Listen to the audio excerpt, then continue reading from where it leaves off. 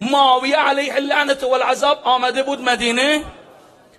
وقتی وارد شد بهش جاسوسا و جیره‌خوران دربارش خبر دادن معاویه واقف هستی ابن عباس داره تفسیر میگه. گفت اشکال نداره، اینها هرچی نباشن بنی هاشمن، قرآن بین اینها نازل شده، من که نمیتونم با اینا پنجه در پنجه کنم.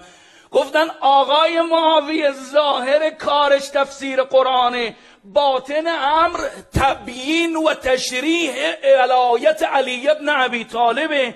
گفت عجب، در پناه قرآن برای مردم فضائل علی میگه. گفتن بله. گفت ابن عباس رو بیارید.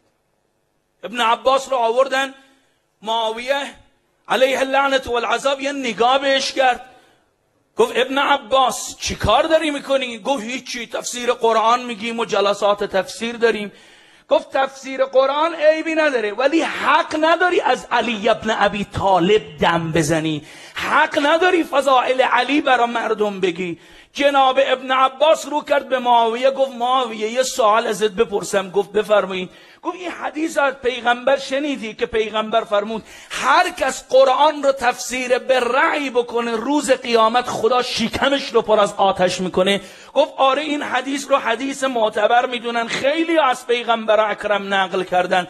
گفت اگر این حدیث رو قبول داری هر کس قرآن رو سر خود معنا بکنه به رأی تفسیر بکنه خدا قیامت شکمش رو پر از آتش میکنه، بگو ببینم اگر خواندم انما انت منذر ولکل قوم هاد بخوام آیه رو درست معنا کنم باید بگم پیغمبر فرمود منذر امت منم، هادی امت علی ابن ابی طالب. اگر نخوام فضیلت علی بگم بگو این آیه رو چجوری معنا بکنم، البته درستم معنا کرده باشم. معاویه گفت حالا چی شده به این آیه گیر دادی؟ برو یه آیه دیگه برای مردم بخوان. ابن عباس گفت اگر خواندم انما ولیکم الله و رسوله والذین آمنوا شروع کرد آیه رو متذکر شدن. ابن معاویه گفت قبول دارم، انگشترش رو که در راه خدا در حال نماز داد این آیه نازل شد، ولی چه لزومی داره تو حتما همین آیه رو بخوانی؟ برو یک آیه دیگه برای مردم بخوان. ابن عباس گفت انما یرید الله لیذهب عنکم الرجس اهل البیت. معاویه گفت قبول دارم قصه طهارت علی از دل این آیه قابل اثباته، ولی چه لزومی داره تو این آیه رو بخونی؟ برو یه آیه دیگه برای مردم بخوان. ابن عباس گفت و یطعمون الطعام علی حبه مسکینا و یتیما و اسیرا. معاویه گفت قبول دارم، نان سفره‌اش رو به مسکین داد، یه شب به یتیم داد، یه شب به اسیر داد. قبول دارم در شأن علی است، اما نمیخواد تو این آیه رو بخونی، برو یه آیه دیگه برای مردم بخوان. ابن عباس گفت قل کفا بالله شهیدا بینی و بینکم و من عنده علم الکتاب. معاویه گفت قبول دارم علم علی از دل این آیه قابل اثباته، اما این آیه رو نخوان، برو یه آیه دیگه برای مردم بخوان. ابن عباس گفت فقل تعالوا ندعو ابناءنا و ابناءکم نساءنا و نساءکم انفسنا و انفسکم. گفت قبول دارم قصه مباهله با نصارای نجران این آیه نازل شد، علی از دل این آیه نفس پیغمبره، اما تو این آیه رو نخوان، برو یه آیه دیگه برای مردم بخوان.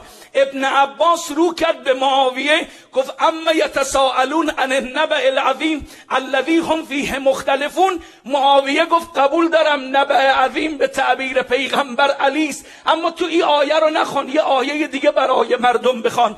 ابن عباس گفت واعتصموا بحبل الله جمیعا ولا تفرقوا. معاویه گفت قبول دارم حبل الله علی است، اما تو این آیه رو نخوان، یه آیه دیگه برای مردم بخوان. گفت یا ایها الرسل بلغ ما انزل الیک. معاویه گفت این آیه رو نخوان، یه آیه دیگه برای مردم بخوان. ابن عباس گفت الیوم اکملت لکم دینکم و اتممت علیکم نعمتی. گفت بابا نخوان این آیه رو، برو یه آیه دیگه برای مردم بخوان. ابن عباس گفت سأل سائل بعذاب واقع. گفت بابا نخوان این آیه رو، برو یه آیه دیگه برای مردم بخوان.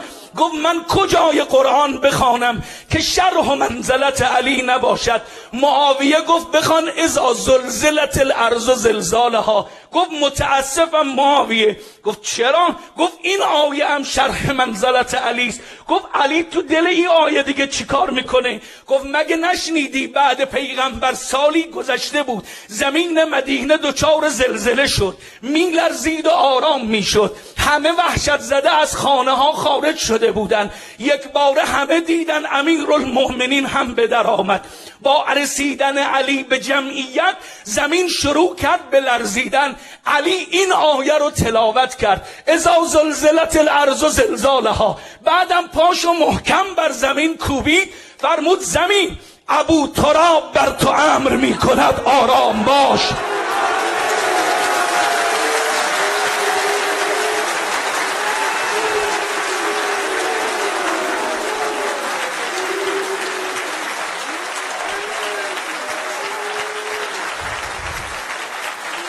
ابو تراب بر تو امر می کند آرام باش.